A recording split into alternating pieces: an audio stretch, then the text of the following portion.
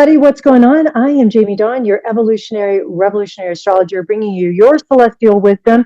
And this happens to be from February 5th, about all the way through the following week into the 13th, 14th, Valentine's Day. If you observe that, the next week in particular is very special to me because my son's birthday happens to be next week. So I'm celebrating that. And so a couple of things, or themes, if you will, that we have going on. Jupiter is now direct. Jupiter's in Gemini, now direct, and Venus is now officially in the sign of Aries for a little while until she goes retrograde March 1st through April 12th. She does her, this is every 8 years she retrogrades about this area, the sign making a pentagram in the sky. And so she's retrograding back to the sign of Pisces during this retrograde time. I'll talk a little bit about that, but more about it as we get into the actual retrograding season for her. Mars is still retrograde, so that's something else that we're paying attention to. And then we have a full moon in Leo next week, so it's time for that too. And I'll talk a little bit about that. That's on Tuesday, the 11th. So before we get into some of the details, last week, we had the card of the week was the World card. And I'm just curious, did you guys have any experiences of wrapping things up, completing something, feeling like a cycle had ended for you? This was a new moon week as well. So, setting our intentions with that Aquarius energy for some new and innovative ways of evolving our everyday lives or evolving something in particular. Maybe the way in which we approach our relationships, the way in which we approach our mindset when it comes to our budgets or our health, all those different areas was up for you. So I'd love to hear how that is. And then this week, my cards, my tarot cards are actually, I'm recording this video after I left them sitting on my desk. I'm actually not at my desk, as you can see at the moment. And so I don't have them, but I did pull a card for us for the week already. And it is the Queen of Wands upright. And I feel like that's a really cool card to go along with this fiery full moon that we're going to be having next week on the 11th. And so the themes around the Queen of Wands is that, we're optimistic, upbeat, we're determined, we have courage. You think of Leo, so the full moon's in the sign of Leo, that courage, the cowardly lion, all he wants is courage, right? And the lion, Leo, being at the heart space. And when we lead with our heart, we don't have a personal agenda driving us. We have an alignment of that lower self and the higher self together in this beautiful place of the heart. And if we lead with that, we can find courage. And remember, courage means that we can feel the fears, we can feel the doubts or the concerns or worries, but we still take action forward. So this is a great card to meditate on this week when we start thinking about the full moon and what are we releasing? What is it that our heart desires most, but our fears are holding us back? What kind of courageous actions do we need to take, or courageous conversations do we need to have? So the Queen of Wands is asking us to be bold when we take action and when we are having certain conversations. And also, Queen of Wands tells us it's time to really look at our shadow self and the lesser known self and shine some light on it. And then when we can shine a light on it, then we don't have to fear it, because what do we fear most? A lot of times is the unknown, right? Also, the Queen of Wands is about channeling our passion, our energy, and our enthusiasm out into the world. So if you felt like things were a little lackluster for you, you just couldn't muster up the excitement for something in particular, this is a time now where we can start to feel that push, and we can start to feel a little bit more ready to take on next steps or to get excited about something. I would imagine, and this is me intuitively offering, that a few of you, I have to give a shout out to Jenny. Her birthday is on the 9th. Happy birthday, dear Aquarian. But this is what I get intuitively, is that there's a few of us who are going to be receiving some news that is exciting, that we can feel a renewed sense of energy being injected into our veins, and that we're going to be in a place where we want to collaborate with others and we want to share this new idea and get things moving. And so really adding a layer of focus and intensity for us as we move forward in the next couple of weeks ahead. So check in with yourself, check in with the plan that you have in place, make sure that whatever direction you decide to take action on is in alignment with your values so that you can feel good about your decision making and the actions that you take. Now, I mentioned Jupiter now is direct in Gemini, so this is an exciting time where, if, like I say, if you feel like communication or information hasn't flown into you very easily, or maybe you just haven't felt interested in something, now that Jupiter's direct again, we should start to feel this injection of life force when it comes to our thoughts and our connections and our communication. I would imagine that fresh ideas show up and exciting conversations take place. It's a perfect time to plant seeds for people and see what kind of energy you can stir up around ideas that just, have some fun. I think that's also, I will say that if you felt like your relationships have been a little stagnant because it's like, I'm just sitting here, I don't know what to talk about.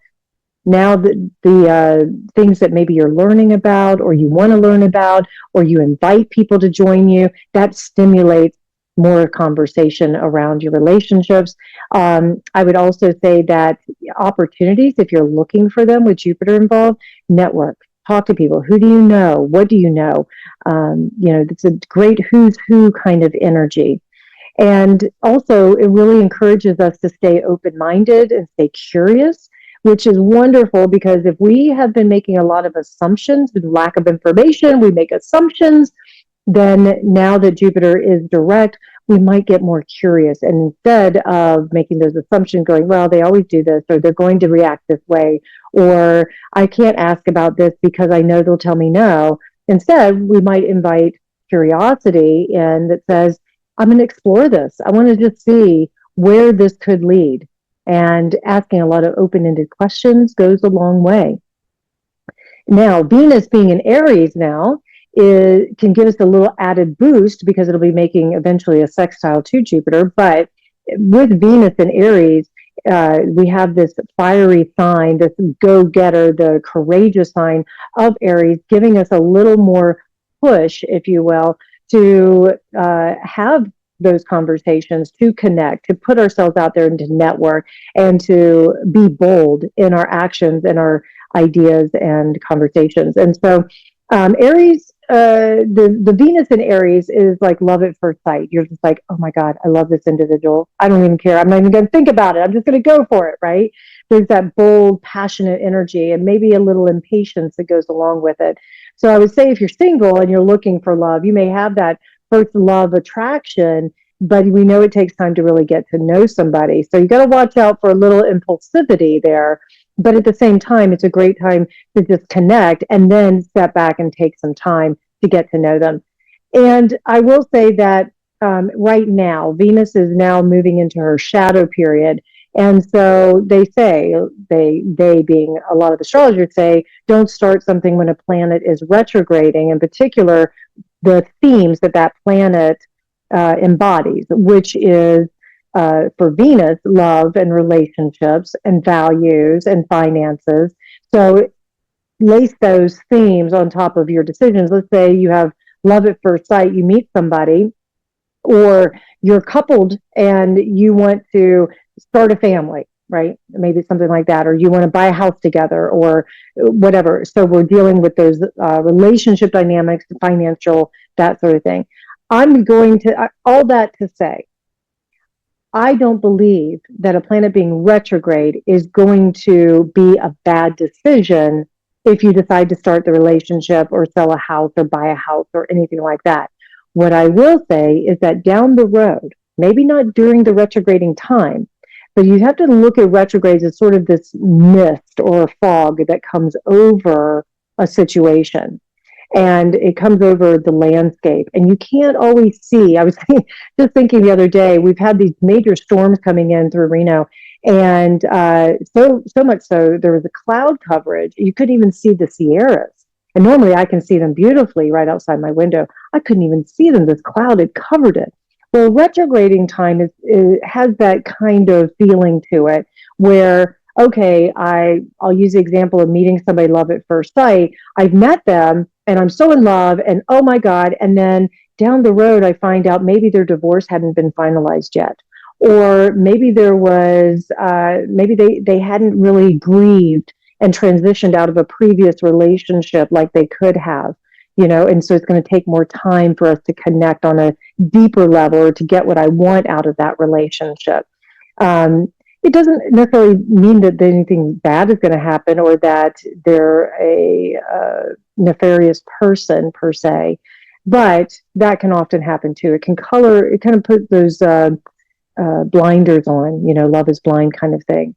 So I would say that if you're, for instance, buying a house or a large purchase, or you're wanting to spend some money on a course or something like that, that you want to try and take your time if you can before investing too deeply into it, and just know that down the road you may have to invest more, you may have to do more with it, or it may not be exactly what you think it is when you're signing up now. So going back to some of like Mercury, we know retrogrades 3 to 4 times a year. That same theme that I remind us of during a Mercury retrograde, to keep your sense of humor, that not everything is what it appears to be, that sort of thing, very much applies to Mars being retrograde right now, and then also Venus going retrograde in March and 1st of April. So I bring up all that to say, here we have Venus in Aries at the first part of this time before she does retrograde, and then she'll be going back into the last degrees of Pisces, which is where she has been over the last 2.5, 3 weeks. So pay attention to where Venus was. What were the themes over, let's say, that new moon in Aquarius and into this week even? Right? When it comes to relationships, did you feel this addicted to love kind of feeling? Did you maybe turn a blind eye to certain things that you shouldn't have? Well, now they'll have a chance to come back and be revisited during the retrograde. And again, I'll talk more about that once we get into the actual retrograding piece. And also, as a reminder, Venus retrogrades, I love this, 40 days and 40 nights in a sign when she does go retrograde. And that happens every 18 months. And so, because her last retrograde was 2023 in the sign of Leo. So think back there. And then before that, it was December of 21 in Capricorn. So she's making this, is that right? No, there's Gemini as well. I'm sorry, I'm wrong. She also retrograded back into Gemini before Capricorn. So she's making this 5-pointed star in the sky. Anyways, look at themes for you from 21 to 23. Here we are in 25, right? And just see what might be showing up for you. Okay.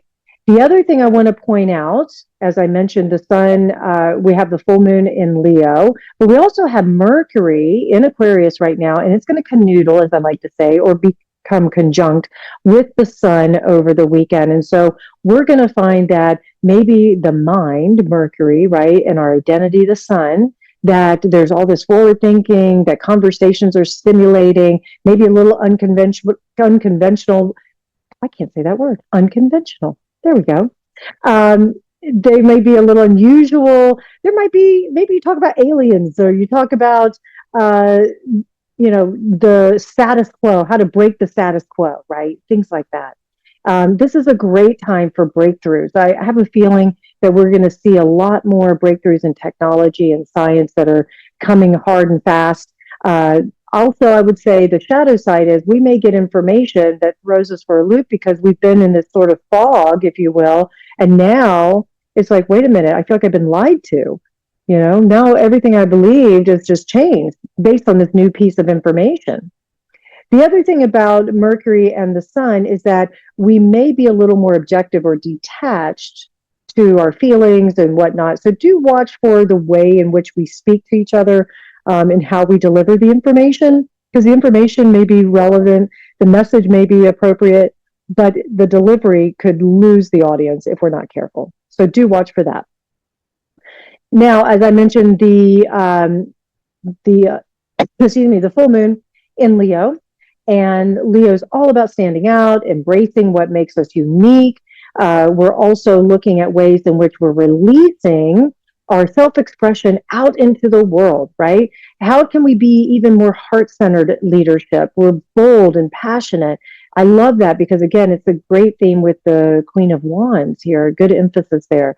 There's all about the sense of pride. You think of the lion and the lioness and the pride in which they belong, and family is super important.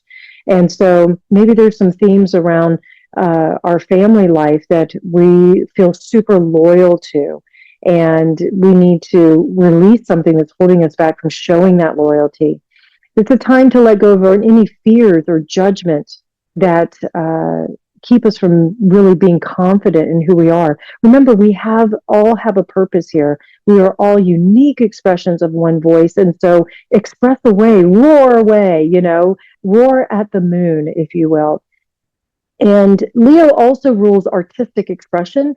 So the full moon is perfect for any creative projects, performing, sharing your talents. Again, if there's any passion that you've been ignoring, this is a great time to restart them. I would also say that in the light of the full moon, something might get revealed that really aligns with your heart's desire. So if you have felt impatient, that you haven't gotten something that you've been desiring or craving or wanting, this full moon might just offer that to you.